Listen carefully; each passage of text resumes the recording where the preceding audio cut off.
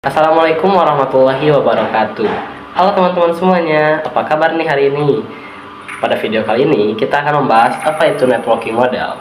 Dan pada video kali ini juga kita akan sedikit menyinggung kembali apa itu IP address pada video sebelumnya.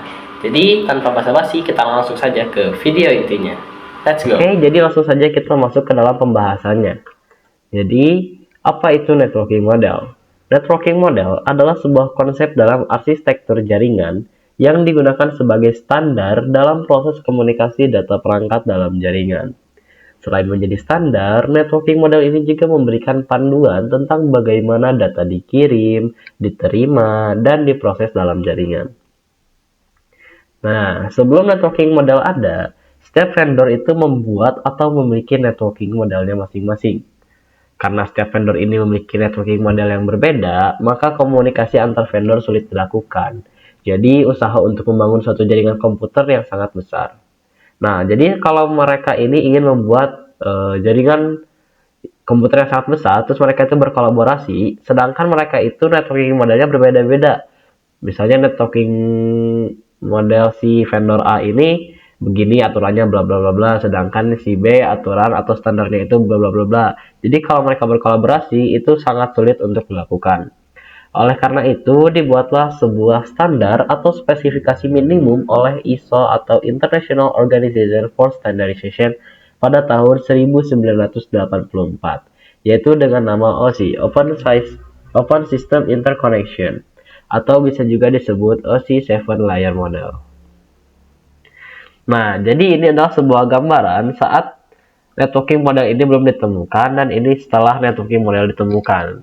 Jadi saat belum ditemukan, misalnya ini beberapa vendor itu ingin berkolaborasi. Nah, mereka ini masih bingung gitu, di mana aturan yang tetapnya dan bagaimana urutan atau tahapannya gitu. Nah, setelah ditemukan, akhirnya setiap tahapan ini sudah terurut dengan rinci dan sudah menjadi aturan umum bagi setiap vendor seperti application, presentation, session, transport, network, data link, dan physical. Nah, kemudian networking model itu ada dua, yaitu networking yang sering dipakai sekarang, yaitu TCP/IP model. Ini karena TCP/IP lebih less formal dibanding OSI. Sebaliknya, karena OSI lebih kompleks, maka sering digunakan untuk kebutuhan edukasi. Jadi teman-teman, TCP/IP ini seperti upgradean dari yang OSI, yang 7 layer itu. TCP/IP ini antara 5 atau 4 layer. Oleh itu kita coba lihat di halaman selanjutnya.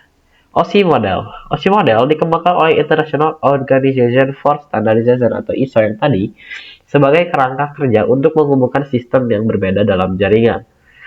OSI model memecah proses komunikasi menjadi 7 lapisan, dari fisik hingga aplikasi untuk memberikan standar komunikasi yang konsisten. Sedangkan TCP/IP model atau Transmission Control Protocol atau Internet Protocol juga dikenal sebagai protokol internet, merupakan dasar dari jaringan internet dan didesain lebih sederhana dibanding OSI model. Jadi TCP/IP itu versi upgrade dan juga versi lebih sederhana dari OSI model yang sebelumnya, dengan hanya 4 lapisan.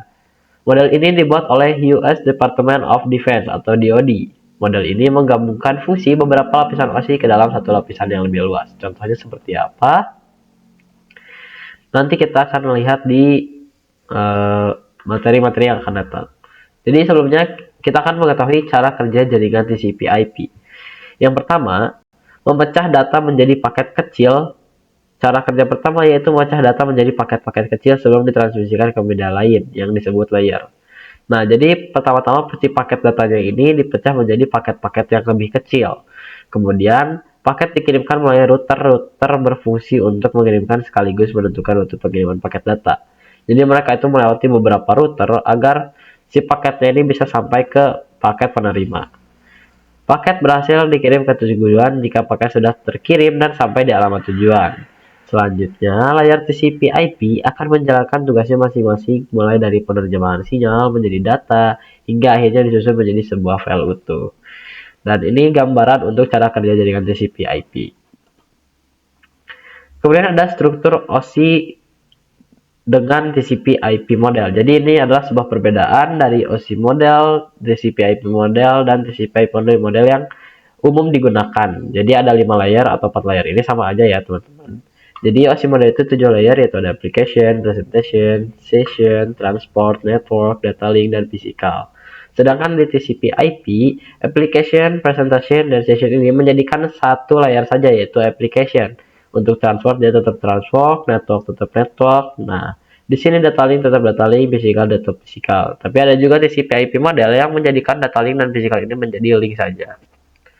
Oke, kita lanjut. Struktur TCP/IP model. Jadi setiap layarnya kita akan bahas lebih dalam nih, kayak application layer. Mohon maaf. Kayak application layernya, transport layernya, network layernya, data link, dan physicalnya.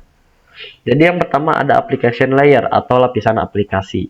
Dia ini melayani antarmuka untuk aplikasi atau perangkat lunak untuk berkomunikasi melalui jaringan. Protokolnya seperti HTTP, FTP, SMTP, dan lainnya. Nah, jadi ini adalah sebuah contoh TCP/IP creation layer. Nah, di sini gambarnya cukup kurang karena saya dapatnya dari website ya. Jadi, misal tadi kan ada protokolnya HTTP. Nah, ini adalah bagaimana sih HTTP itu bekerja. Jadi dari user atau kita pengguna ingin mencari sebuah website melalui URL, nah dia ini akan masuk ke dalam tahapan browser.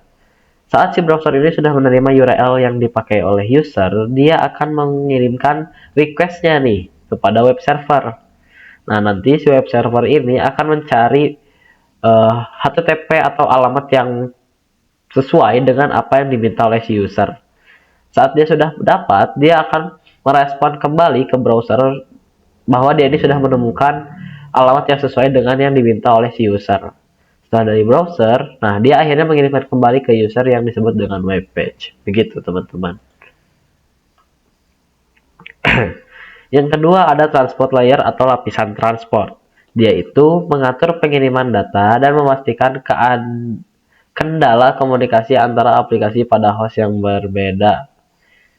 Nah, memastikan ini keadaan.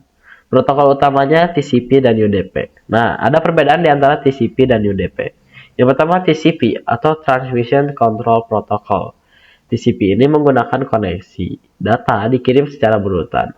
Dia juga mencegah data yang macet dan mempermudah dalam menemukan dan memperbaiki kesalahan. Negatifnya, terdapat banyak komunikasi dua arah antara kedua pihak sehingga butuh waktu yang lama. Sedangkan UDP, User Datagram Protocol, dia ini tidak berbasis koneksi serta tanda pengenal atau nomor urut. Tidak mengoreksi kesalahan pengiriman dan tidak peduli apabila paket hilang. Positifnya, UDP mengirimkan data jauh lebih cepat ketimbang TCP. Jadi, TCP dan UDP ini seperti kebalikan dari setiap jenisnya. TCP ini dia memastikan bahwa data yang dikirimkan ini aman dan berurutan. Sedangkan UDP ini dia tidak memastikan bahwa si paket itu bakal aman. Misalnya di sini tidak mengoreksi kesalahan pengiriman dan tidak peduli apabila paket hilang. Tapi dia memiliki keunggulan bahwa dia ini lebih cepat ketimbang TCP. Jadi setiap jenisnya ini memiliki keunggulannya masing-masing ya teman-teman. Fungsi utama TCP/IP model. TCP/IP model lebih berfokus pada fungsionalitas dan efisiensi dibandingkan dengan DOSI model. Dengan fungsi utama yang pertama, menyediakan standar komunikasi dalam jaringan dan internet. Kedua, mengurangi kompleksitas dengan menggabungkan beberapa lapisan OSI, yang sebelumnya 7 layer menjadi 4 atau 5 layer saja. Yang terakhir, menyederhanakan protokol dengan hanya menggunakan 4 lapisan inti atau 4 layer yang tadi ya teman-teman. Kemudian ada TCP/IP Network Layer. Tadi kita udah bahas application, transport, dan sekarang ada network layer. Network layer atau lapisan jaringan merupakan proses di mana setiap perangkat komputer diberikan identitas berupa IP address. Nah, IP address ini yang sudah kita bahas di video sebelumnya, dia ini adalah alamat yang berperan sebagai alamat yang berguna untuk mengkoneksikan sejumlah perangkat dalam jaringan. Selain itu, IP address juga dapat mencegah terjadinya kesalahan alamat ketika dilakukan pengiriman paket. Jadi IP address ini sangat berperan penting pada TCP/IP network layer. Untuk network layer hanya terdapat satu contoh, yaitu IP. IP menyediakan dua fitur yang sangat penting, yaitu addressing dan routing. Addressing ini untuk menangani konektivitas, dan routing sebagai pemilihan jalur. Konektivitas ini saat dia pemberian alamat pada sebuah komputer. Jadi kalau sebuah komputer tidak memiliki alamat yang berbeda, maka dia itu akan kesulitan untuk berkomunikasi satu sama lain. Sedangkan routing adalah pemilihan jalur. Nah, jadi fungsi si routing ini adalah untuk memilihkan jalur tercepat atau yang terbaik untuk mengirimkan pesan paling cepat kepada komputer penerima. Kemudian setiap perangkat jaringan memerlukan alamat unik di jaringan. Kalian bisa ngebayangin nggak sih kalau misalnya setiap komputer atau setiap komputer tidak memiliki alamat unik yang berbeda? Tentu saja pasti akan terjadi banyak alamat yang salah, banyak pesan yang tidak tersampaikan kepada komputer yang penerima, dan banyak lagi. Dan kemudian ada data link dan physical layer. Data link mendefinisikan protokol yang dibutuhkan pada physical layer. Salah satu fitur pada data link layer ialah FCS atau Frame Check Sequence, yaitu Error Detection Mechanism. Hanya mendeteksi error tanpa recovery. Jadi dia ini hanya mendeteksi tanpa ada pemulihan gitu ya. Kemudian ada addressing yang digunakan pada data link layer adalah MAC address. Jadi MAC address ini adalah nama si alamatnya gitu. Kalau IP address kan dia alamatnya. Kalau MAC address ini si nama yang memiliki alamat. Contoh, Muhammad Nur Amsyar Sidik itu adalah MAC address. IP addressnya misalnya di jalan bla bla bla, nomor bla bla, RT bla bla bla, RW bla bla bla. Kemudian ada physical layer, mendefinisikan cabling pada suatu jaringan komputer atau mendefinisikan secara fisik apa yang digunakan untuk menghubungkan antar device. Jadi dia itu adalah fisik dari sebuah device-nya gitu, kayak misalnya kabel dan misalnya wireless juga pakai apa gitu. Nah, terakhir ada encapsulation dan decapsulation. Pada komputer pengirim, terjadi proses pemecahan paket data menjadi paket yang lebih kecil dengan penamaan yang berbeda sesuai dengan masing-masing layer. Setelah paket dipecah-pecah menjadi potongan yang lebih kecil, juga dilakukan proses pembungkusan paket data yang disebut dengan encapsulation. Pada komputer penerima, terjadi proses sebaliknya, yaitu proses pembukaan bungkusan paket yang diterima dari pengirim atau decapsulation, dan proses penggabungan kembali pecahan-pecahan paket data menjadi paket data yang utuh. Nah, ini ada tahapan cara kerja encapsulation dan decapsulation. Jadi, dari si pengirim terjadi encapsulation atau pemecahan paket data, dimulai dari application layer, transfer layer, network layer, data link layer, hingga physical layer. Nah, jadi di sini tuh dia melakukan pemecahan paket data menjadi potongan-potongan yang lebih kecil. Saat sudah dikirimkan dan sampai di penerima, dia akan melakukan decapsulation atau penggabungan pecahan paket data yang dimulai dari physical layer, data link layer, network layer, transport layer, hingga application layer. Nah, ini ada permisalan lagi, misalnya sender dan receiver. Jadi dia mulai dari data, TCP data, IP, TCP data, data link, IP, TCP data, dan data link. Dan si receiver atau penerima, dia mulai dari data link paling bawah, sehingga akhirnya nanti di data. Ini masih sama ya, ini tuh application, terus ini adalah transport, terus dia network, dan terakhir data link dan juga physical.